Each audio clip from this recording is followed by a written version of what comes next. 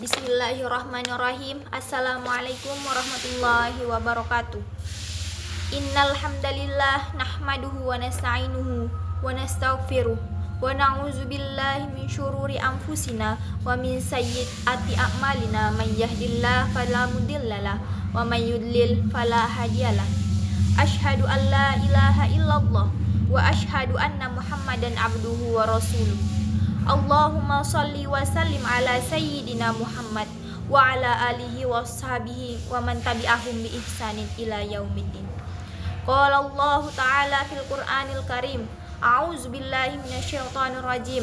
Ya ayyuhalladzina amanu taqullaha haqqa tuqatih wa la tamutunna illa wa antum muslimun.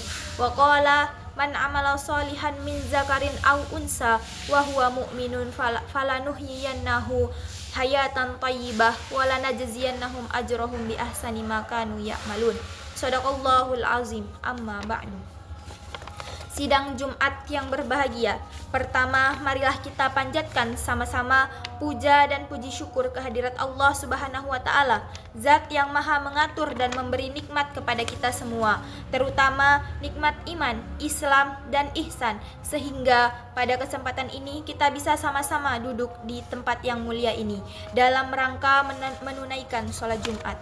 Semoga setiap langkah kita menuju tempat ini senantiasa mendapat ridho Allah dan kelak menjadi saksi ketaatan kita kepadanya.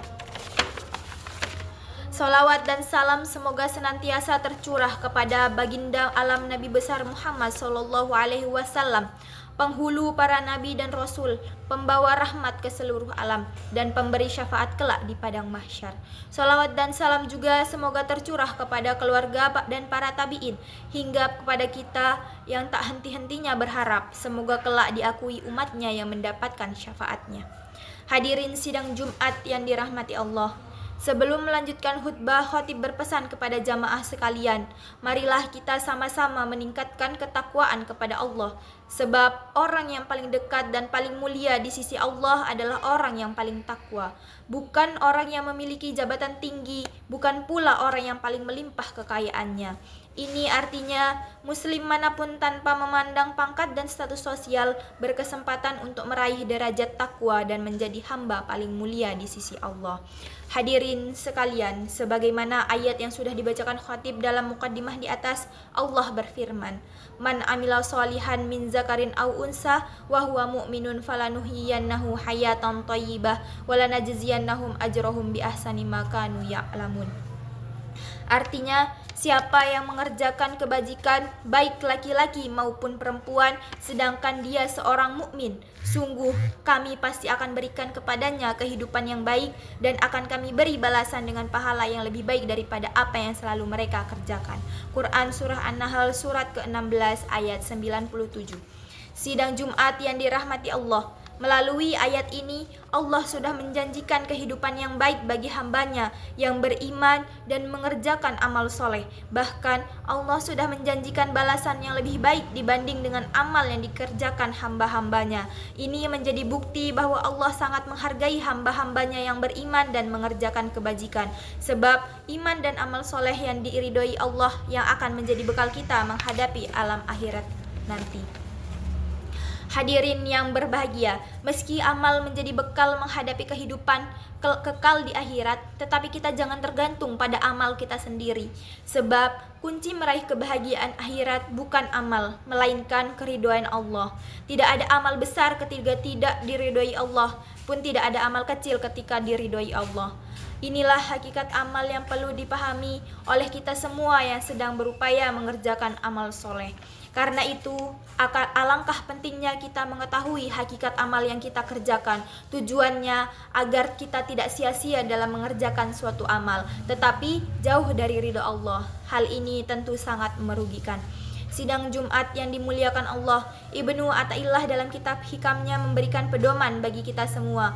Sebelum mengerjakan suatu amal, hendaknya hati kita penuh dengan makrifat, ketauhidan, dan ubudiyah dengan istilah keimanan.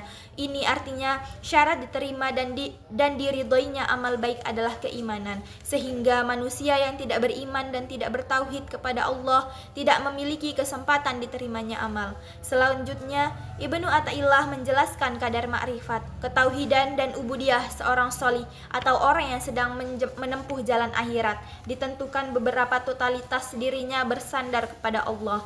Pertanyaannya, mengapa bersandar kepada Allah menjadi ukuran ma'rifat, ketauhidan dan ubudiyah seorang sholih? Sebab orang-orang yang makrifat dan bertauhid akan selamanya melihat Allah. Sementara orang yang sudah melihat Allah maka akan selalu dekat dan musyahadah kepadanya. Ia akan fana dan tidak akan melihat perkara lain selain Allah. Sehingga yang terlihat dalam hatinya tidak ada lagi selain Allah, aturan Allah, kekuasaan Allah dan kehendak Allah. Ketika terjerumus kepada satu kesalahan, orang yang bertauhid kepada Allah akan melihat kesalahannya itu sebagai perlakuan, hukuman, dan ketentuan Allah bagi hambanya, yang tentunya menyimpan hikmah dan faidah yang harus disadari, bahwa dirinya tidak maksum dan tidak terpelihara dari dosa, di mana kesalahannya itu harus menjadi perhatian agar tidak terulang, tidak boleh dilakukan lagi, serta harus hati-hati agar dirinya tidak terjerumus kepada kesalahan serupa. Begitu pula ada ketaatan yang keluar dari dirinya, maka ia tidak melihat dirinya unggul dan memiliki kekuatan, sebab kekuatan itu semata-mata merupakan daya dan kekuatan dari Allah, sehingga dirinya tetap tenang terhadap takdir-takdir Allah, hatinya tetap dalam cahaya-cahaya Allah. Baginya tidak ada perbedaan antara baik dan buruk, mudah dan susah, sebab dirinya tenggelam dalam samudera ketauhidan. Tetap khauf dan roja, takut dan berharap kepada Allah. Hadirin sidang Jumat yang berbahagia, perlu diketahui bahwa melalui untayan hikmah di atas, Syekh Ibnu Athaillah bukan berarti mengurangi semangat amal kita dan para penempuh jalan Allah, tetapi sebaliknya, ia mendorong kita meningkatkan kualitas dan kuantitas amaliyah ibadah. Karena itu orang-orang yang soleh dan berdosa orang-orang yang salah dan berdosa masih bisa berharap akan rahmat dan pertolongan Allah. Ia masih bisa menatap firman Allah yang menyatakan, wa huwallazi yaqbalu taubata an ibadihi wa ya'fu anis sayyiati wa ya'lamu ma taf'alun. Dialah yang menerima taubat dari hamba-hambanya, memaafkan kesalahan-kesalahan, mengetahui apa yang kamu kerjakan. Quran Surah Asy-Syu'ara surat ke-42 ayat 25. Sidang Jumat yang dimuliakan Allah, semoga kita termasuk orang-orang yang bisa menjaga amal, tetap bersyukur meski kita sudah beramal, tetap ingat bahwa kekuatan amal semata-mata dari Allah. Semoga Allah menerima dan meridai segala amal kebaikan kita di akhirat, serta mengampuni kelengahan dan kesalahan kita, sehingga kita berhasil meraih ridha dan masuk ke surganya. Amin ya rabbal alamin. Alhamdulillahilladzi amarana bil ittihad wal i'tisam bihablillahil matin. Asyhadu an la ilaha illallah wahdahu la syarikalah, iyyahu nasta'in, wa asyhadu anna Muhammadan abduhu wa rasuluh al-may'usu rahmatan lil alamin. Allahumma shalli ala alihi wa sahbihi ajmain.